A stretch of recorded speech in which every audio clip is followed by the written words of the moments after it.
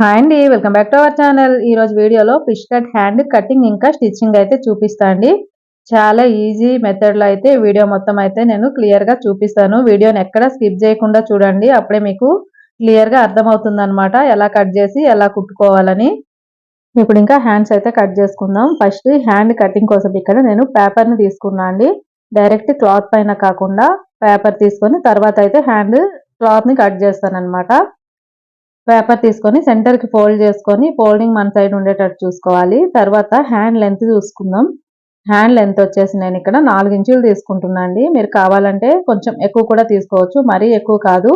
3 ఇంచుల నుంచి 5 ఇంచుల లోపే ఉండాలి మనకి ఫిష్ కట్ హ్యాండ్ అనేది. అప్పుడే మనకి షేప్ అనేది కరెక్ట్ గా వస్తుంది. ఈ 4 ఇంచుల లెంత్ కి ఫస్ట్ ఈ కింది సైడ్ ఒక 1/2 ఇంచు ఖర్చు కోసం తీసుకోవాలి. ఓకేనా. ఇప్పుడు ఈ మార్కింగ్ దగ్గర నుంచి 4.5 ఇంచులకి మార్కింగ్ చేసుకోండి. 4 ఇంచులు రెడీ, ఒక 1/2 ఇంచు ఖర్చు కోసం అన్నమాట. అలాగే ఈ లాస్ట్ లో కూడా 4.5 ఇంచులకు మార్కింగ్ చేసుకోవాలి. ఈ రెండు మార్కింగ్లని కలుపుకొని స్ట్రైట్ గా ఒక లైన్ డ్రా చేసుకోండి. ఇప్పుడు హ్యాండ్ లూజ్ అయితే తీసుకోవాలండి, అంటే చేతి చుట్టూ కొలత అన్నమాట. హ్యాండ్ రౌండ్ వచ్చేసి నాకు 12.5 ఇంచులు పెట్టాలండి బ్లౌజ్ కి అయితే. 12.5 ఇంచుకి సగానికి టేప్ ఫోల్డ్ చేసుకుంటే మనకి 6.5 ఇంచులు వస్తుంది. 6.5 ఇంచులకు ఒక మార్కింగ్ చేసుకోండి. అలాగే ఎక్స్ట్రా 2 ఇంచుల ఖర్చు కోసం మార్కింగ్ చేసుకోండి. ఇప్పుడు పైన మార్కింగ్ నుంచి స్ట్రైట్ గా లైన్ డ్రా చేసాం కదా, ఇక్కడ నుంచి 2.5 ఇంచుల కిందికి మార్కింగ్ చేసుకోండి. ఇక్కడ కూడా స్ట్రైట్ గా ఒక లైన్ డ్రా చేసుకోండి. ఇలా స్ట్రైట్ గా లైన్ డ్రా చేసుకున్న తర్వాత ఇప్పుడు మనం ఆర్మ్ లూజ్ అయితే కొలుచుకోవాలి. ఇక్కడ ఆర్మ్ లూజ్ వచ్చేసి 16 ఇంచులండి. 16 ఇంచులకి ఇక్కడ మనం పైన మార్కింగ్ ఉంది కదా, ఈ మార్కింగ్ దగ్గర నుంచి మిడిల్ లో ఒక స్ట్రైట్ లైన్ డ్రా చేసాం కదా, అక్కడ వరకు మనకి 16 ఇంచుల్లో సగం వచ్చేసి 8 ఇంచులు. ఓకేనా. ఈ పైన మార్కింగ్ దగ్గర నుంచి సెంటర్ లో ఇంకో లైన్ డ్రా చేసాం కదా, అక్కడ వరకు ఇలా టేప్ పెట్టేసి 8 ఇంచుల ఆర్మ్ రౌండ్ కాబట్టి పాతకు 8 ఇంచులకి మార్కింగ్ చేసుకోండి. ఓకేనండి. ఒక 1/2 ఇంచు తగ్గించి మార్కింగ్ చేసుకుంటే మనకి ఈ షేప్ మార్కింగ్ చేసిన తర్వాత మనకి కరెక్ట్ గా 8 ఇంచులు అయితే వచ్చేస్తుంది. ఇక్కడ నుంచి క్రాస్ లో ఒక లైన్ డ్రా చేసుకోండి. అలాగే ఇక్కడ చేతి లూజుని చంక లూజుని కలిపేసి ఇలా లైన్ డ్రా చేసుకోండి. అలాగే ఎక్స్ట్రా 2 ఇంచుల ఖర్చు కోసం వదిలాం కదా, అక్కడ కూడా ఒక లైన్ డ్రా చేసుకోండి. ఇప్పుడు ఇక్కడ నుంచి ఈ ఫోల్డింగ్ దగ్గర నుంచి 1.5 ఇంచుకి అంటే ఇంచున్నరకి ఒక మార్కింగ్ చేసుకోండి. ఇప్పుడు ఇక్కడ ఆర్మ్ లూజ్ తీసుకున్నాం కదా, అక్కడ నుంచి లోపలికి 1 ఇంచుకి మార్కింగ్ చేసుకోండి. ఇప్పుడు ఈ 1.5 ఇంచ్ మార్కింగ్ తీసుకున్నాం కదా, అక్కడ నుంచి ఇలా హ్యాండ్ షేప్ ఇస్తూ దీంట్లో కలిపేయాలన్నమాట. లోపలికి 1 ఇంచ్ తీసుకున్నాం కదా, ఆర్మ్ రౌండ్ దగ్గర నుంచి దాంట్లో కలిపేయాలి. ఇలా అయితే మనం హ్యాండ్ షేప్ ని తీసేయాలండి. ఇప్పుడు ఆర్మ్ లూజ్ మనకి కరెక్ట్ గా వచ్చిందో లేదో చూద్దామండి. ఇప్పుడు ఇక్కడ నుంచి టేప్ తీసుకొని ఇలా చెక్ చేసుకోవాలి. ఇక్కడ చూపిస్తున్నట్లయితే చెక్ చేసుకోండి. ఇక్కడైతే మనకి 8 ఇంచులు రావాలన్నమాట. కరెక్ట్ గా 8 ఇంచులు అయితే వచ్చేసిందండి. అంటే మనకి కుట్టేటప్పుడు ఇది పర్ఫెక్ట్ గా సరిపోతుంది.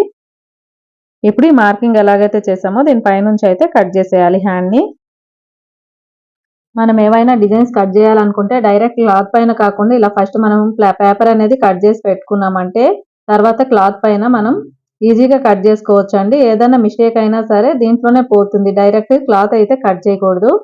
ఇప్పుడు సెంటర్ నాచ్ ఒకటి పెట్టేసి తర్వాత ఆర్మ్ లూజ్ తీసుకున్నాం కదా, అక్కడ కూడా ఒక నాచ్ పెట్టుకోవాలి. ఇప్పుడు దీంట్లో మనం ఫిష్ కట్ హ్యాండ్ అయితే కట్ చేసుకోవాలి. ఇప్పుడు మనం నార్మల్ హ్యాండ్ అయితే వచ్చేసింది కదా, ఇప్పుడు ఫిష్ కట్ హ్యాండ్ అయితే కట్ చేద్దాం. ఈ సెంటర్ నాచ్ దగ్గర నుంచి ఒక సైడ్ కి, ఓకేనా, ఒక సైడ్ కి 4 ఇంచులకు ఒక మార్కింగ్ వేసుకోండి. క్లియర్ గా చూడండి, మనకి సెంటర్ నాచ్ ఏదైతే ఉందో అక్కడ నుంచి 4 ఇంచులకి మార్కింగ్ చేసుకున్నాం అనమాట. ఓకేనా. ఇప్పుడు ఈ మార్కింగ్ కి ఇక్కడ ఈ సెంటర్ నుంచి లైట్ గా ఇలా కర్వ్ షేప్ తీసుకోవాలి. లైట్ గా ఇలా షేప్ తీసుకొని 4 ఇంచుల మార్కింగ్ లో అయితే కలిపేయాలి. చూస్తున్నారు కదా, ఇక్కడ చూపిస్తున్నట్లయితే డ్రా చేసుకోండి. ఇలా నీట్ గా షేప్ ని డ్రా చేసుకొని దీన్ని అయితే కట్ చేసేయాలి. చూస్తున్నారు కదా, మనకి ఇప్పుడు ఈ ఒక్క సైడ్ హ్యాండ్ ఏదైతే 4 ఇంచులు ఇటు లోపలికి వదిలేసి కట్ చేసామో అదే మనకి యూజ్ అవుతుంది అనమాట ప్యాటర్న్. ఇదే మనం డైరెక్ట్ గా క్లాత్ పైన కట్ చేసి అయితే సెట్ అవ్వదండి. మనం ఫస్ట్ అయితే పేపర్ని ఇలా కట్ చేసి అయితే పెట్టుకుంటే మనకి కటింగ్ అనేది ఈజీ అయిపోతుంది.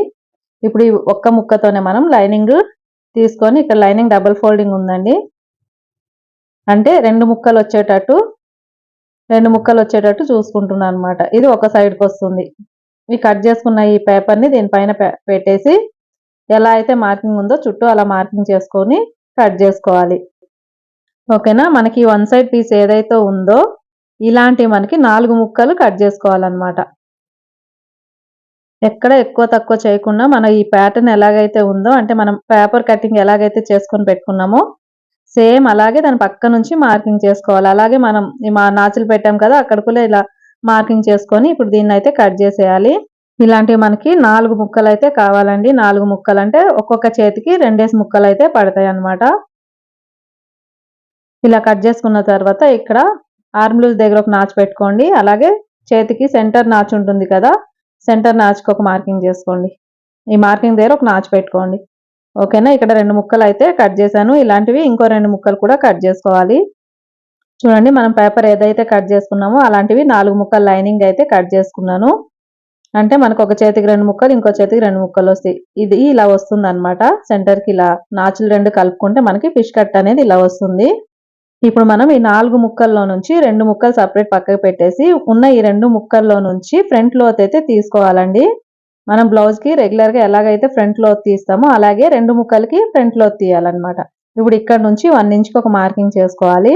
అలాగే ఈ ఆర్మ్ లూజ్ ఉంది కదా, ఇక్కడ నుంచి లోపలికి ఒక 1/2 ఇంచ్కి మార్కింగ్ చేసుకోవాలి. ఇప్పుడు ఈ మార్కింగ్ నుంచి ఈ మార్కింగ్ కి లోపలికి ఒక 1/2 ఇంచు తీసుకొని ఇలా లోత్ అయితే కట్ చేసుకోవాలండి. లోత్ అయితే కంపల్సరీ కట్ చేయాలి. లోత్ కట్ చేసి ఈ 2 ముక్కలు అయితే మనకి 2 చేతుల ఫ్రంట్ భాగానికి అయితే రావాలన్నమాట. 2 ఫ్రంట్ సైడ్ కి అయితే రావాలి.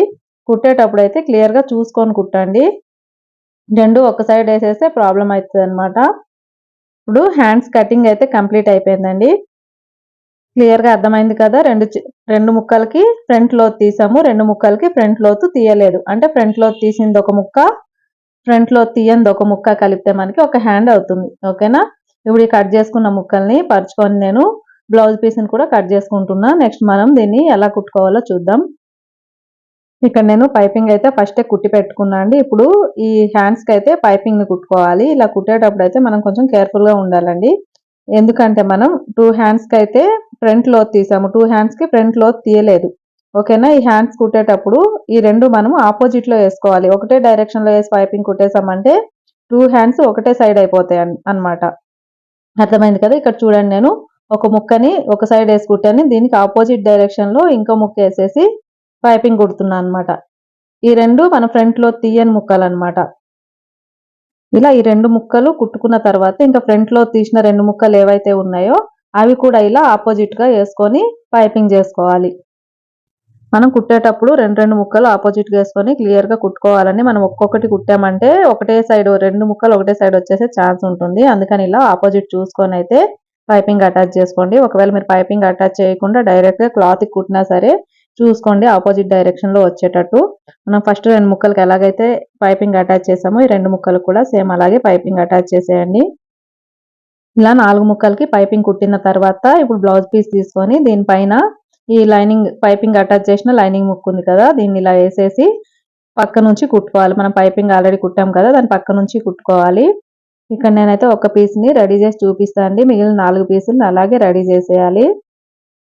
కట్ చేసుకున్న 4 ముక్కల్ని ఇదే విధంగా కుట్టుకున్న తర్వాత ఈ ఖర్చు అనేది మన ఎక్స్ట్రా ఖర్చు ఉంది కదా, ఈ ఖర్చుని దీని చుట్టూ ఉన్న ఖర్చుని ఇలా కట్ చేసేసి చిన్న చిన్న నాచులు అయితే పెట్టుకోండి. ఎందుకంటే మనకి ఇక్కడ రౌండ్ షేప్ లో ఉంది కదా, కొంచెం కర్వ్ వచ్చింది కదా, ఆ కర్వ్ షేప్ నీట్ గా తిరగాలంటే ఇలా చిన్న చిన్న కట్స్ అయితే పెట్టుకోవాలి. ఇలా పెట్టుకున్న తర్వాత దీన్ని టర్న్ చేసేసి దాని పక్క నుంచి అంటే మనం పైపింగ్ ఆల్రెడీ కుట్టాం కదా, ఆ పైపింగ్ పక్క నుంచి అయితే కుట్టేసుకోవాలి.